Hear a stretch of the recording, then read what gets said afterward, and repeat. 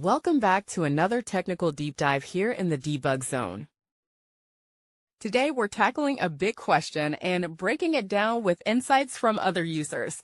Hopefully this clears up some misconceptions and helps you get the answer you need.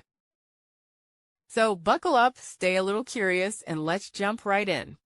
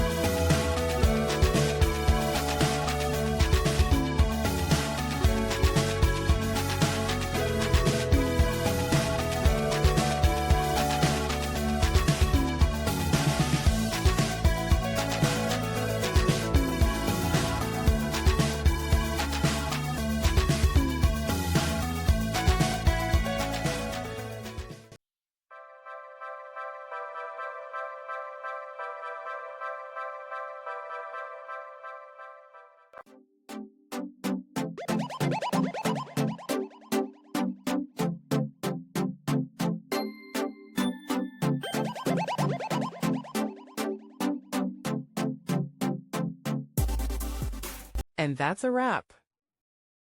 I hope you found the answer you were looking for. If you did, take a second to hit that subscribe button. It really helps out.